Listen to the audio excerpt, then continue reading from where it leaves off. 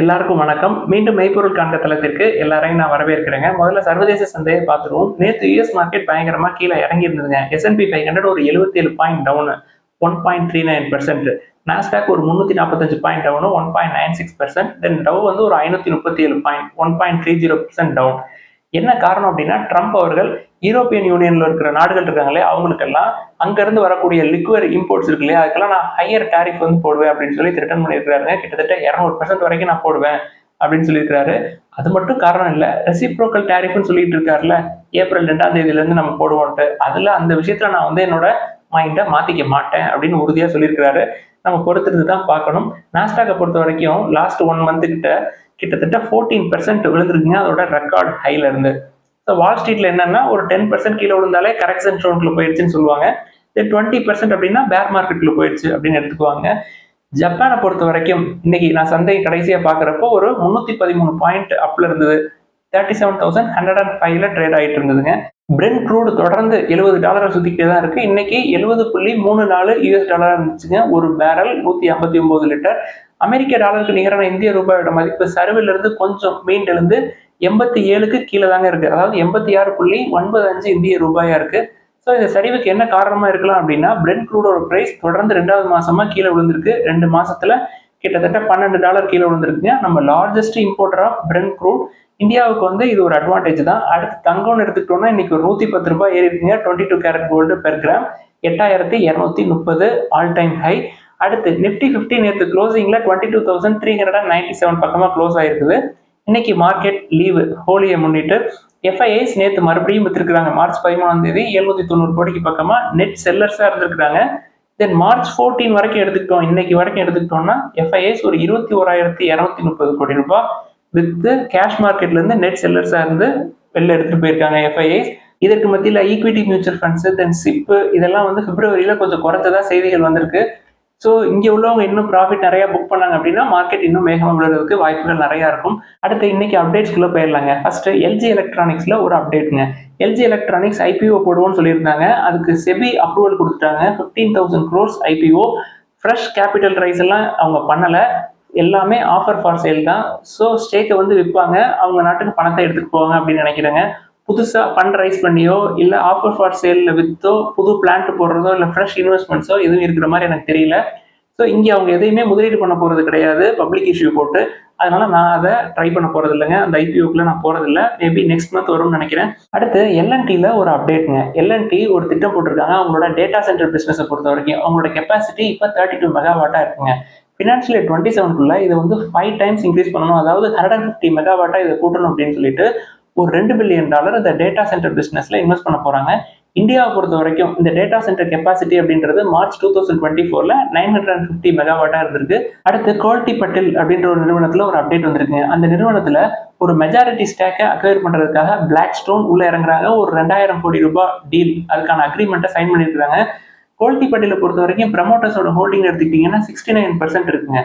So ஒரு controlling ஸ்டேக்கை black stone அவங்கள்ட்ட இருந்து எடுக்கணும் அப்படின்னு நினைக்கிறாங்க. அதனால ப்ரமோட்டர்ஸ்ட் இருந்து ஒரு 25.7% ஸ்டேக் வந்து வாங்குறதாகவும், அதாவது $324 பெர் ஷேர் பிரைஸ்ல வாங்குறதாகவும், தென் ஓப்பன் ஆஃபர் பப்ளிக்ல இருந்து ஒரு 26% ஸ்டேக் வாங்குறதுக்கு பிளாக் ஸ்டோன் முடிவு பண்ணியிருக்காங்க. இந்த கம்பெனியோட வேல்யூவேஷன்ஸ் பார்த்தீங்கன்னா PE ரொம்ப அதிகமா இருக்கு. 186ல இருக்கு. பிரைஸ் டு புக் 3.5க்கு மேல இருக்கு. டெட் டு ஈக்விட்டியும் அதிகமா இருக்கு.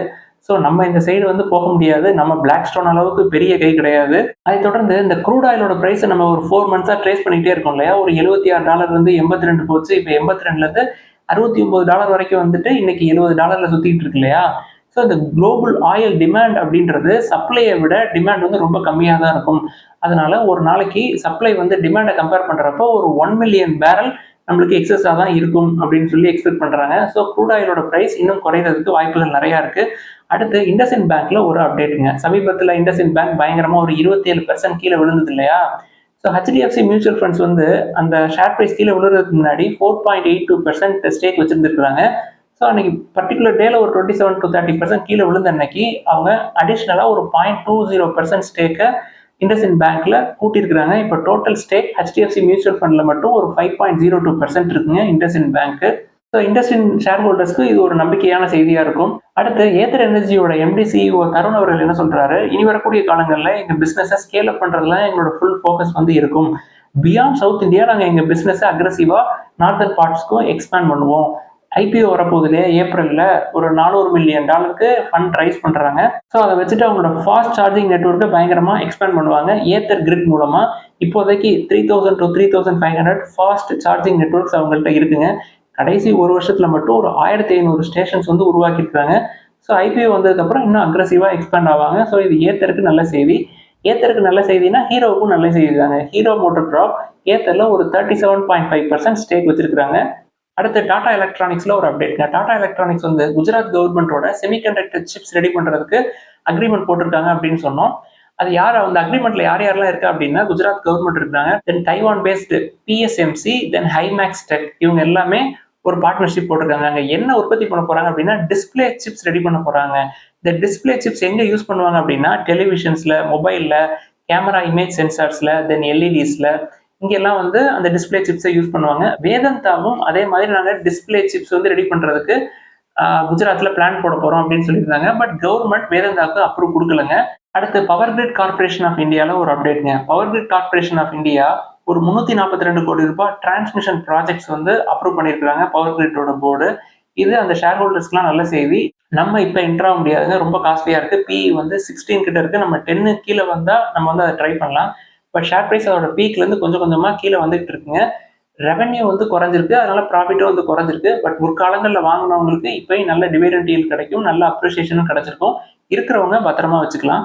அடுத்து எஸ்பிஐயோட சீஃப் என்ன சொல்றாரு, இந்தியாவுக்கு வந்து நல்ல ப்ராக்ரஸ் வேணும் அப்படின்னா நம்ம வந்து 8%ல நம்ம இயர் ஆன் இயர் க்ரோ ஆகணும் அப்படின்னு சொல்றாருங்க. அதாவது இந்த 8% அச்சீவ் பண்றதுக்கு கோர் செக்டர்ல இன்வெஸ்ட்மெண்ட்ஸ் வந்து நம்ம அதிகப்படுத்தணும். முக்கியமா கோர் செக்டர் அப்படின்னு அவர் சொல்றது எதுன்னா ஸ்டீலையும் சிமெண்ட்டையும் அவர் சொல்றாரு தனிப்பட்ட முறையில. அடுத்து இன்சூரன்ஸ் செக்டார்ல ஒரு அப்டேட்டுங்க. இன்சூரன்ஸ் செக்டாரை பொறுத்த வரைக்கும் இந்த லைஃப் இன்சூரன்ஸ்ல நியூ பிசினஸ் பிரீமியம் அப்படின்றது பிப்ரவரியில இயர் ஆன் இயர் குறைஞ்சிருக்குங்க. இந்த நியூ பிசினஸ் பிரீமியம்ங்கிறது ஓவராலா ஒரு 11.6% வந்து குறைஞ்சிருக்குங்க. நம்ம குறிப்பா இந்த லைஃப் இன்சூரன்ஸ்ல நம்மளுக்கு life insurance corporation of India தான் ஞாபகம் வரும். ஸோ எல்ஐசியை பொறுத்த வரைக்கும் கிட்டத்தட்ட 22% கீழே விழுந்திருக்கு நியூ பிசினஸ் பிரீமியம். கவர்மெண்ட் வந்து ஒரு திட்டம் போடுறாங்க. என்ன திட்டம் அப்படின்னா எல்ஐசியோட ஸ்டேக்ல ஒரு 2 to 3% வந்து விற்கலாமா ஃபினான்ஷியல் 26ல அப்படின்னு சொல்லி திட்டம் போடுறாங்க. 90%க்கு மேல கவர்மெண்டோட ஹோல்டிங்ஸ் இருக்குங்க. நம்ம ஏற்கனவே எல்ஐசி பக்கத்து போக வேணாம்னு சொல்லியிருந்தோம். என்ன காரணம் அப்படின்னா அந்த 90+ ஸ்டேக்கை 75 குறைக்கிறதுக்கு வாய்ப்புகள் நிறைய இருக்கு. ஸோ கொஞ்சம் கொஞ்சமா விற்பாங்க. எப்பெல்லாம் ஷேர் பிரைஸ் அதிகமா போகுதோ அப்ப எல்லாம் வித்து வித்து குறைப்பாங்க. அப்புறம் மறுபடியும் வேல்யூவேஷன் நல்லா இருக்கு நம்ம உள்ள போக கவர்மெண்ட் அதை விற்க. ஜெனரல் இன்சூரன்ஸ் கார்பரேஷன்லயும் இதே வேலையை தாங்க பண்றாங்க. அதோட ரெவன்யூ குறையுது, அது ஒரு பக்கம். ப்ரொமோட்டர்ஸ் தொடர்ந்து வித்துக்கிட்டே இருக்கிறாங்க. அந்த ஷேர் பிரைஸ் ரொம்ப நாளுக்கு அப்புறம் மேலே போச்சு. கவர்மெண்ட் அந்த ஸ்டேக்கை விற்க ஆரம்பிச்சிட்டாங்க. அங்கேயும் வந்து ஸ்டேக் நிறைய இருக்கு கவர்மெண்டோட ஸ்டேக். ஸோ அதனால தாங்க வந்து நம்ம கவர்மெண்ட் கம்பெனிஸ்ல ஹையர் பெர்சன்டேஜ், அதாவது 75%க்கு மேல ஸ்டேக் வச்சிருப்பாங்க இல்லையா, அந்த சைட் நம்ம போக வேணாம் அப்படின்னு சொல்றது காரணம் இதுதாங்க. அதை தொடர்ந்து ஒரு சில கேள்விகள்லாம் கேட்டிருக்காங்க, அதெல்லாம் பார்ப்பாங்க. ஃபர்ஸ்ட் கனரா பேங்க் ஷேர்ஸ் எப்படி சார் நல்ல வேல்யூவேஷன்ஸ்ல இருக்கு அப்படின்னு சொல்லி கேட்குறாங்க. வேல்யூவேஷன்ஸ் பார்த்தோம்னா பிரைஸ் டு புக் 0.73 தான் இருக்கு. பிஇ வந்து 4.5 கிட்ட இருக்கு. ஆனா ப்ரமோட்டர்ஸோட ஹோல்டிங்ஸ், அதாவது மேக்ஸிமம் ஹோல்டிங் வந்து பிரசிடென்ட் ஆஃப் இந்தியா இருக்குங்க, 63% இருக்கு. இவங்க தேவைப்பட்டால் 51%, 50% வரைக்கும் விற்பாங்க. இதோட ஆல் டைம் ஹைன்னு பார்த்தோம்னா 153ங்க. 2010ல போனது. இன்னும் அந்த பழைய ஆல் டைம் ஹைக்கே போகல. இப்போ மறுபடியும் வந்து எங்க வந்துருச்சுன்னா ஒரு 100 கீழே வந்துருச்சு, 82 கிட்ட வந்துருச்சு. பட் பேங்கோட ஆப்ரேஷன்ஸ் எல்லாம் நல்லா இருக்குங்க. கேபிட்டல் அடிக்வேசி ரேஷியோ 16.3ல இருக்கு. ஆர்பிஐ சொல்றதை விட அதிகமாக தான் இருக்கு. ஆர்பிஐ 11.5 மெயின்டைன் பண்ணணும்னு சொல்றாங்க. லாஸ்ட் 3 இயர்ஸ்ல 90% மேல ஏறி இருக்கு. ராகேஷ் ஜுன்ஜன்வாலா அண்ட் அசோசியேட்ஸ் 1.42% வச்சிருக்காங்க. அவரெல்லாம் ரொம்ப ஏர்லியர் ஸ்டேஜஸ்ல வாங்கியிருப்பாருங்க. இப்போ மறுபடியும் பீக்ல போய் நம்ம என்டர் ஆகி மறுபடியும் இது இன்னொரு 10 வருஷம் இப்படியே சைட் பேஸ்லேயே போச்சுன்னா நம்மளுக்கு சரி வராதுங்க. ஸோ 65க்கு கீழே வந்தா உங்களுக்கு கண்டிப்பா வேணும் அப்படின்னா நீங்க அந்த பிரைஸ்ல கன்சிடர் பண்ணலாங்க. அடுத்து சம்பல் ஃபெர்டிலைசர்ஸ் அண்ட் கெமிக்கல்ஸ் அப்படின்ற நிறுவனத்தை பத்தி கேட்டிருக்காங்க. நம்ம ஏற்கனவே நான் வந்து டாடா கெமிக்கல்ஸ் எடுத்து வச்சுட்டேன். பட் இருந்தாலும் அவங்க கேட்டிருக்காங்க. வேல்யூவேஷன்ஸ் நல்லா இருக்குங்க. பிரைஸ் டு ஏர்னிங்ஸ் வந்து 14ல இருக்கு. பிரைஸ் டு புக் 2.72ல இருக்கு. உங்கள்கிட்ட இருக்கு அப்படின்னா நீங்க வச்சுக்கலாம். பட் ப்ரொமோட்டர்ஸ் வந்து கொஞ்சம் ஷேர்ஸை பிளஸ் பண்ணி வச்சிருக்காங்க. டெட் டு ஈக்விட்டி 0.24 இருக்கு. நம்ம 0.10க்கு கீழே இருக்கிறதா கன்சிடர் பண்ணுவோம். எஃப்ஐஐஸ் தொடர்ந்து அவங்களோட ஸ்டேக்கை கூட்டுறாங்க. டிஐஎஸ் வந்து விற்கிறாங்க.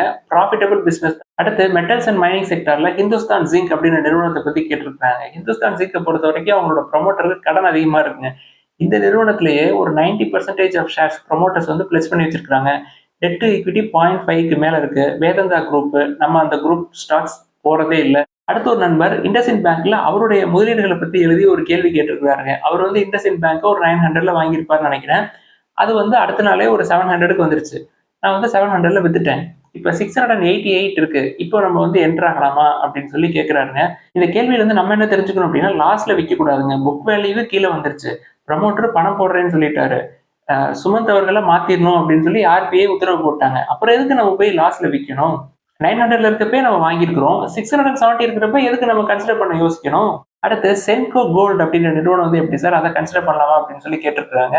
ப்ரொமோட்டர்ஸே விற்கிறாங்க. நம்ம ப்ரொமோட்டர்ஸ் வித்தா கேர்ஃபுல்லா இருக்கணுங்க. பிரைஸ் டு ஏர்னிங்ஸ் 30ல இருக்கு. பிரைஸ் டு புக் 1.5 கீழே தான் இருக்கு.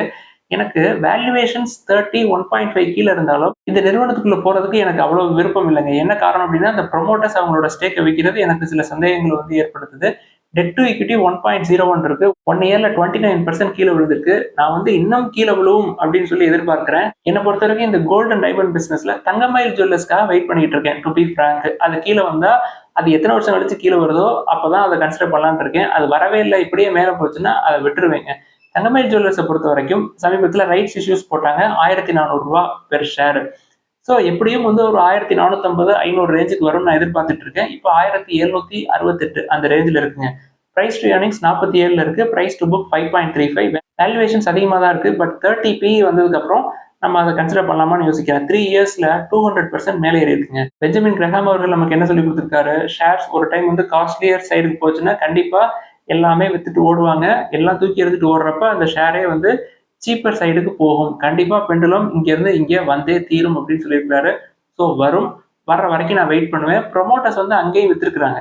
அதாவது டிசம்பர் 2023ல 67% இருந்த ஸ்டேக்கு இப்போ 24ல 61% தான் இருக்குது. எஃப்ஐஐஸ் வித்துருக்காங்க. எதற்காக இவங்க வந்து ப்ரொமோட்டர் ஸ்டேக்கை விற்கிறாங்க அப்படின்னா அவங்க கம்பெனியோட எக்ஸ்பான்ஷன் ஒர்க்குக்காக வித்திருப்பாங்கன்னு நினைக்கிறேங்க. பிளஸ் பண்ணியிருக்காங்க. அதாவது 1.87% வந்து பிளஸ் பண்ணியிருக்காங்க.